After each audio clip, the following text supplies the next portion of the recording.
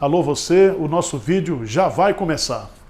Então, antes de começar, por favor, inscreva-se no nosso canal, curta e também ative o sininho para receber as novidades, tá bom? Livro do profeta Ageu, capítulo 2. Nós pregamos no primeiro culto, no capítulo 1.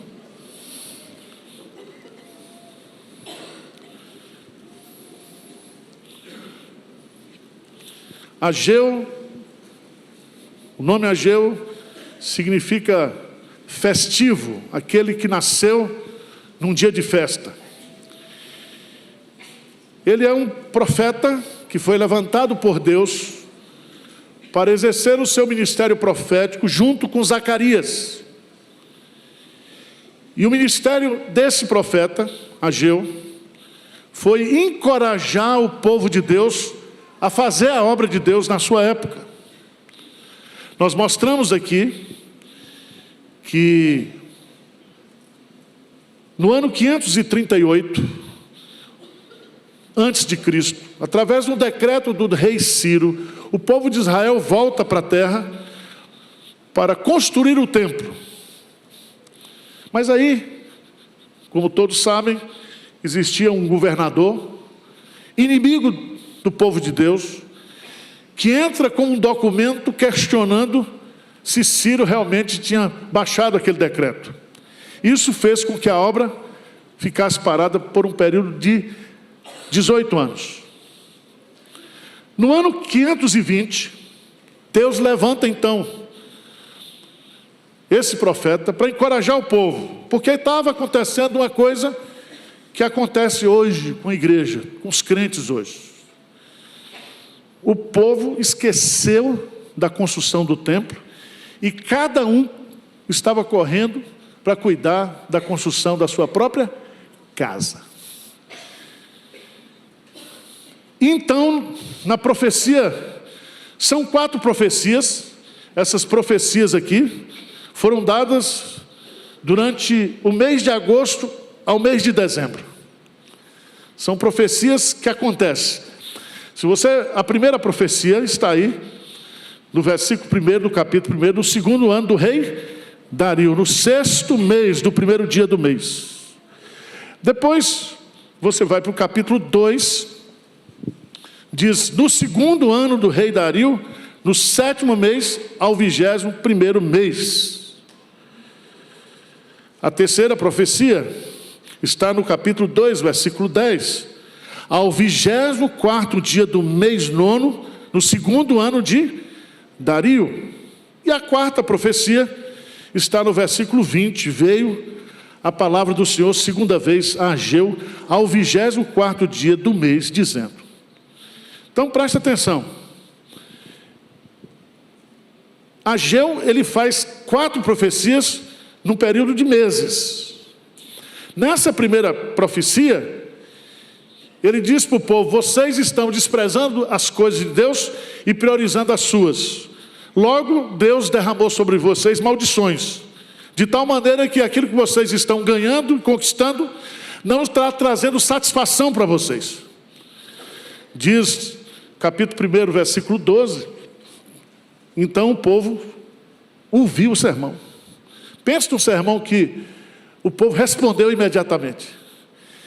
E diz o texto, que o povo então obedeceu a palavra de Deus, que o povo experimentou a presença de Deus, e diz no versículo 14, do capítulo 1, lê comigo aí, o que diz? 1,14, o Senhor despertou o espírito de Zorobabel, filho de Salatiel, governador de Judá, e o espírito de Josué, filho de Zodadac, o sumo sacerdote, e o espírito do resto de todo o povo.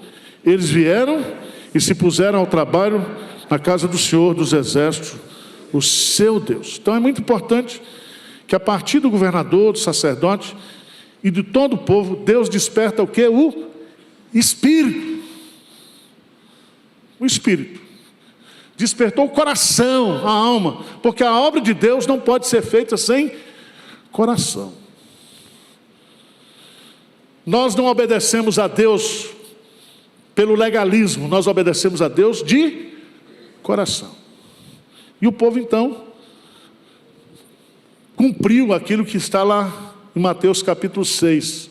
Buscai, pois, em primeiro lugar o reino de Deus e a sua justiça, e todas as demais coisas vos serão.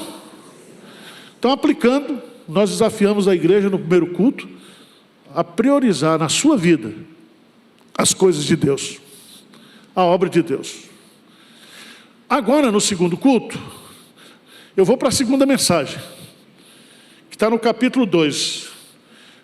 No segundo ano do rei Dario, no 7º mês, ao 21º do mês, veio a palavra do Senhor por intermédio do profeta Ageu, dizendo: fala agora a Zorobabel, filho de Salatiel, governador de Judá, e a Josué, filho de Josadaque, sumo sacerdote, e ao resto do povo, dizendo: quem dentre vós que tenha sobrevivido contemplou essa casa na sua primeira glória? E como a vedes agora, não é ela como nada aos vossos olhos?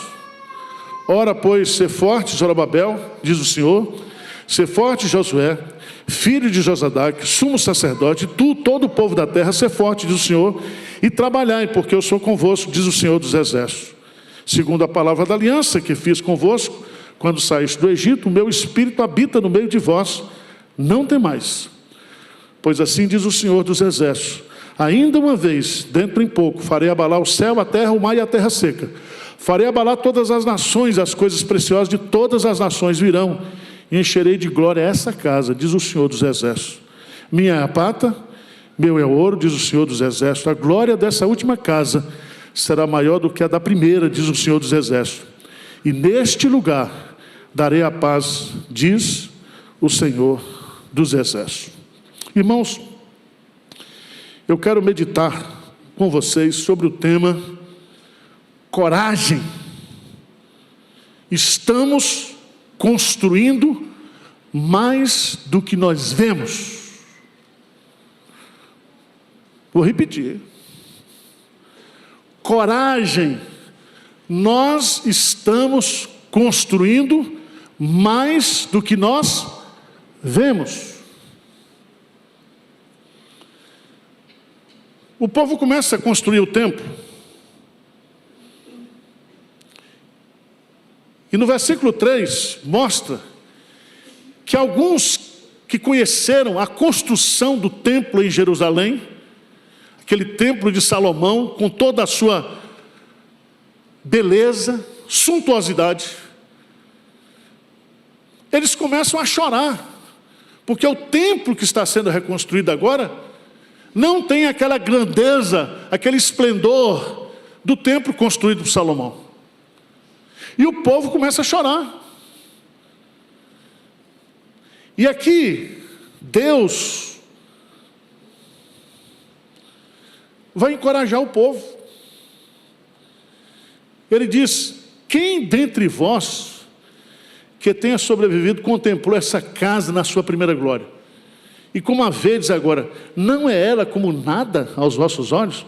Ou seja, no comparar, ele diz assim: essa aqui não significa nada. E Deus está dizendo: significa muito. Porque esse templo que vocês estão construindo é o templo que Jesus vai entrar. É o templo em que Jesus vai ensinar. É o templo que aponta para a obra de Cristo. Esse templo, ele é tão suntuoso, ele é tão grandioso, ele é mais importante do que o templo de Salomão. Por favor, abra sua Bíblia no Evangelho de João. João, capítulo 2, versos 19 e 20. João 2, 19 e 20. Vamos ler juntos? João 2, 19 e 20. O que diz? Jesus lhes respondeu: destruí este santuário, e em 3 dias o... Replicaram os judeus: em 46 anos foi edificado esse santuário, e tu em 3 dias o levantarás? Ele, versículo 21, porém se referia ao santuário do seu. Quando, pois, Jesus ressuscitou dentre os mortos, lembraram-se os seus discípulos de que ele dissera isto, e creram na Escritura e na palavra de Jesus. Presta atenção que o templo que está sendo construído na época de Ageu, ele vai ser reformado por Herodes o Grande, durante 46 anos. Mas esse templo aponta para a verdadeira igreja de Cristo. Isso faz parte do projeto da revelação progressiva de Deus. Por isso que ele vai dizer lá, versículo 9 de Ageu 2, lê comigo por favor, Ageu 2:9, o que que diz? A glória dessa última casa será maior do que a da primeira, diz o Senhor dos Exércitos, e neste lugar darei a paz, diz o Senhor dos Exércitos.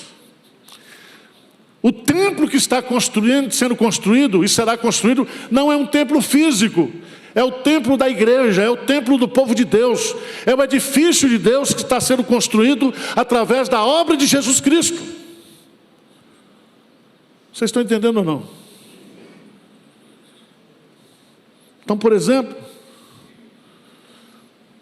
nós temos aqui na igreja os 4 braços missionários. O primeiro braço é a igreja, aquilo que nós fazemos aqui. Quantas pessoas nós estamos alcançando aqui? Quantas pessoas estão sendo edificadas? Quantas pessoas estão sendo salvas? Você sabe disso? Eu não sei. Nós temos a IPP-TV, que tem 24 horas de programação no ar, que tem 1.300.000 horas assistidas em 28 dias, que está pregando o evangelho para o mundo inteiro. Nós temos a editora publicando livros, distribuindo Bíblias, distribuindo literatura. Nós temos a Junta Missionária de Pinheiros, com mais de 100 missionários.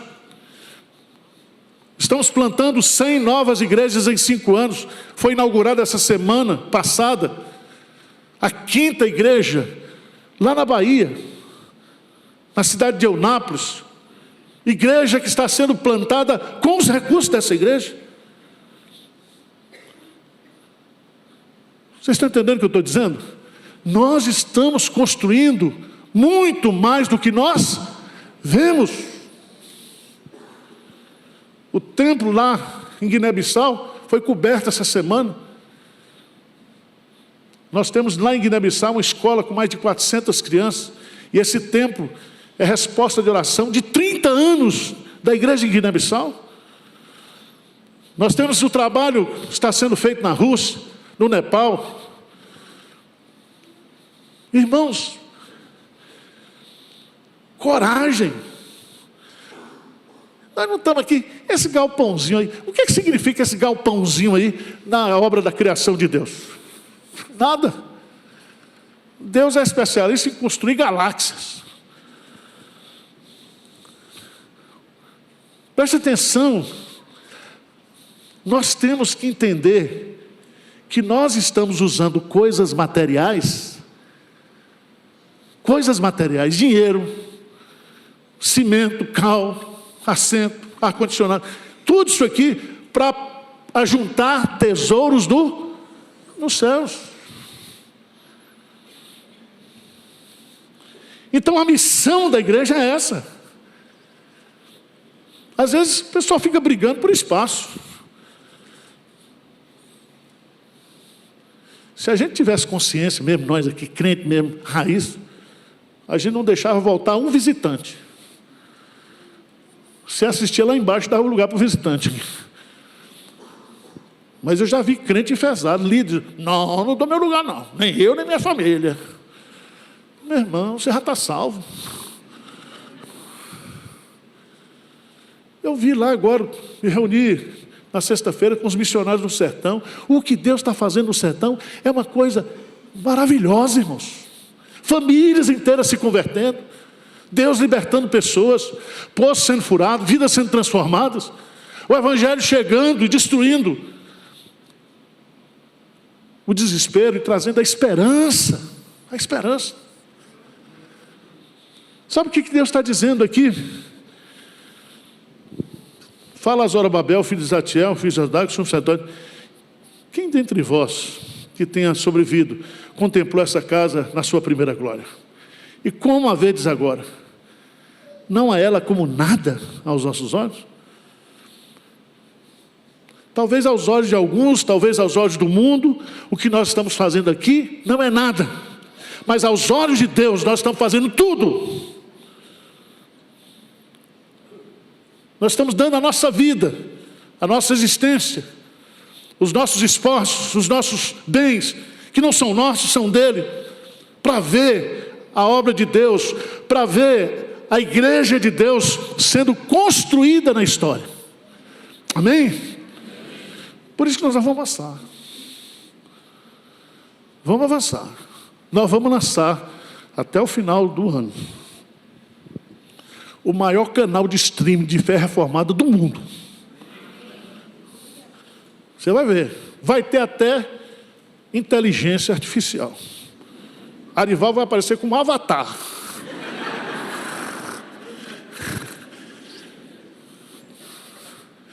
Nós vamos usar para criar. Vamos juntar tudo da igreja. Tudo. Vai ter um aplicativo.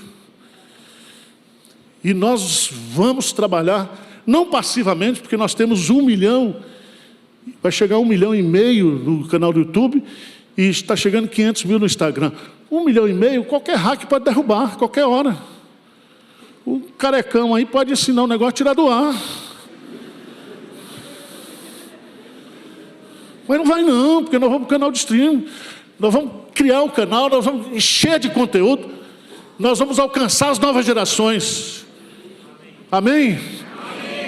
Deus está dizendo: coragem. O que vocês estão fazendo, vocês não estão vendo. Vocês não estão vendo. Segunda coisa, coragem. Mas vamos trabalhar. Tem uns crentes que acham que é Deus que faz. Ele é Deus que faz mesmo. Mas Deus faz através de nós. Primeira coisa que Deus criou, depois que criou o homem, foi o quê? Plantou um jardim e disse: pô, vai trabalhar. Ele criou o trabalho.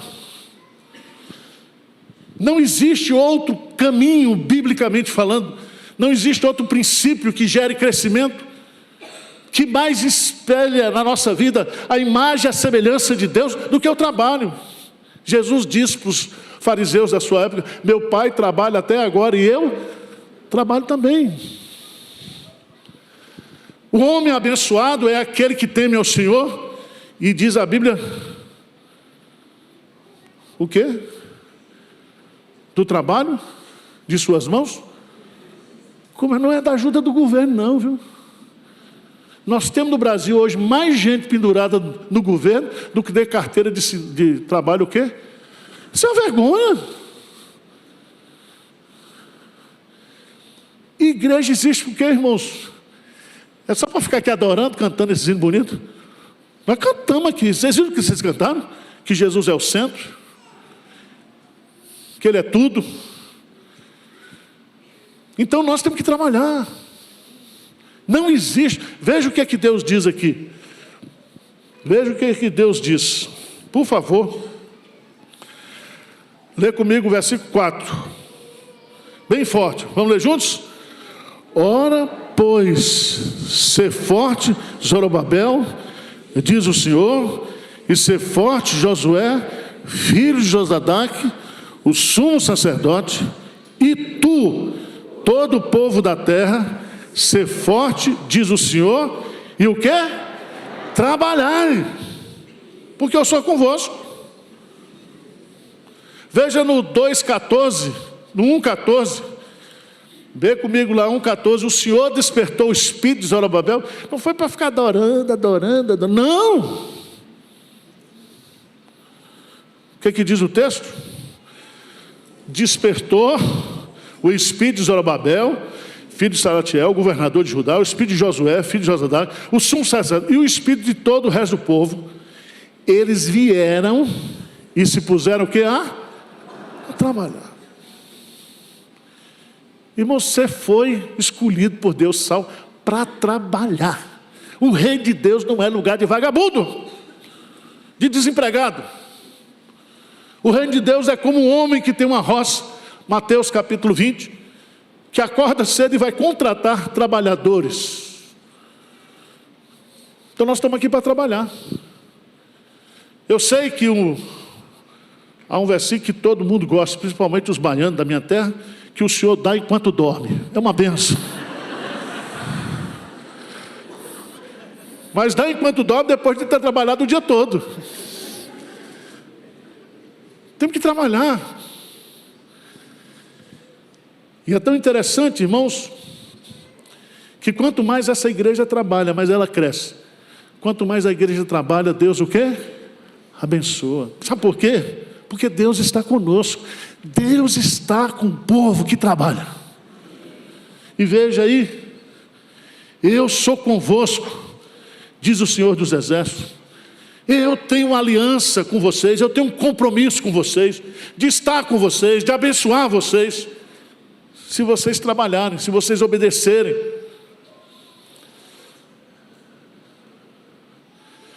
Eu estava lá na Paraíba pregando numa igreja, e eu até me senti meio popstar, porque era tanto selfie, eu me senti Hernandes, momentaneamente. Porque o povo vinha e disse: pastor Arival, como é que está lá o galpão? Olha, eu já fiz a oferta. Como é que estão os postos? Como é que está isso? Olha, nós somos mesmo de Pinheiros, viu? Lá em casa, todo dia, 8 horas, a gente liga, é tomando café para ir para o culto da nossa, e assistindo vocês. E a gente volta e assiste a tarde toda também. Eu vi um cara no sertão, dizendo lá, missionário, em Sumé, disse: pastor, todo mundo em Sumé assiste a IPP-TV. Ou seja, Deus está fazendo muito mais do que nós estamos o quê? Vendo.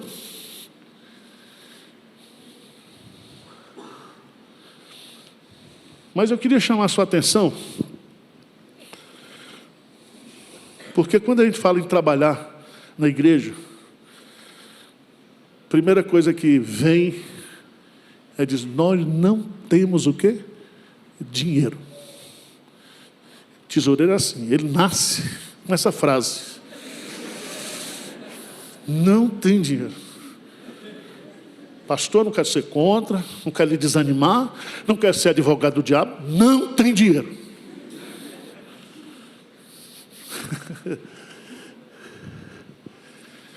Você já pensou? Pensa o seguinte: nós vamos terminar essa tenda aí até o final do ano, está tudo no cronometrado, tudo sob controle, obedecendo, certo? Direitinho. Quando chegar o ano que vem, vocês acham que vai diminuir ou vai aumentar o número de gente no galpão? Agora pergunta: onde é que nós vamos botar esse pessoal na escola dominical? Porque o gargalo é o culto das 11, não é isso? Um dos gargalos. Então nós vamos ter que comprar as casas aqui do mar. Entendeu? Aí você vai dizer: pastor, mas não temos dinheiro. Mas veja o que Deus diz aqui. 2:8. O que Deus diz? Vamos ler juntos? Minha é a prata, meu é o ouro. Então vamos fazer uma aplicação logo prática. O dinheiro que vai fazer a obra está na conta dos irmãos, no bolso dos irmãos. E esse dinheiro não é seu. Esse dinheiro é você é um mordomo. Você é um mordomo. Deus não vai fazer a obra dele com dinheiro de bandido, de gente ruim. Deus vai fazer a obra dele com os recursos dele, que ele vai colocar à nossa disposição. Agora aprenda uma coisa. O dinheiro não vem antes. O dinheiro vem aos 20, a última volta do ponteiro, como diz Jorge Cury. Ninguém sabe o que é isso, né? Mas Valdir Amaral e Jorge Cury eram os locutores de rádio. E ele dizia, aos 44 do segundo tempo, é a última volta do ponteiro. Deus dá assim. Por isso que a gente tem que fé. Preste atenção, o justo viverá pela fé. Eu estava falando sobre Josué hoje, aqui, que a história se repete. Nós estamos vendo aí Israel brigando sozinho contra o mundo todo mundo querendo destruir Israel. Mas foi assim também lá com Josué. Tira o povo da posse da terra, coloca o povo na terra de Deus, mas ele fica no meio dos inimigos. Quem chega em Israel hoje, eu já tive a oportunidade de entrar pelo sul, você tem o Egito, você tem a Arábia, você tem a Jordânia, você tem Síria, você tem o Líbano. E aqui tem a faixa de Gaza. Israel está ali. Jesus disse, não peço que os tires do mundo, mas que os livres. Nós estamos como igreja de Deus no mundo que não é nosso.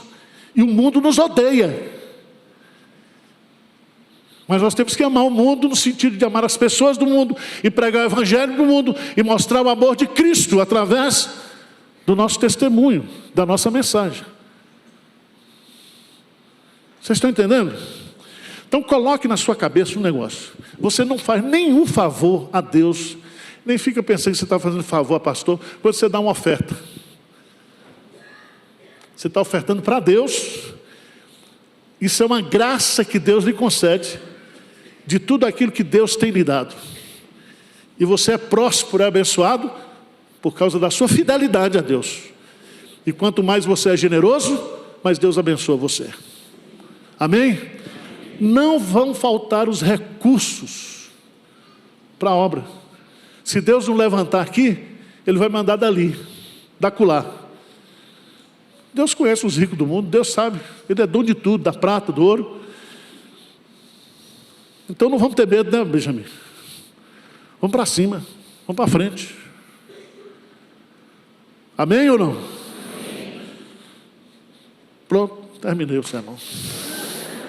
Eu tinha umas coisas mais para falar, mas eu vou deixar para a noite, né? Porque senão... Mas, coragem. Estamos construindo mais do que vemos. Coragem. Vamos trabalhar muito, porque Deus está conosco. Coragem. Os recursos estão nas mãos de Deus e vêm de Deus. E não faltarão os recursos de Deus se nós fizermos a obra de Deus segundo a vontade dEle. Amém? Vocês podem ficar tranquilos que quanto mais a gente puder gastar ou cortar nos gastos aqui da igreja, nós vamos gastar, cortar. Eu não sou pastor para ser rico. Eu não estou aqui por dinheiro. Se disserem que o pastor Arival tem um barco no Guarujá, é fake news.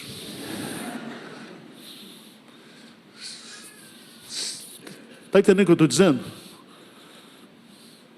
Nós estamos cortando tudo, porque cada centavo que você investe na obra de Deus, milagres acontecem.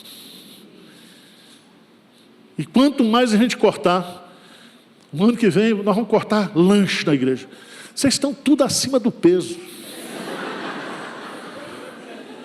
E crente, toda reunião que vem tem que ter comida. Está amarrado. Você já pensou nisso?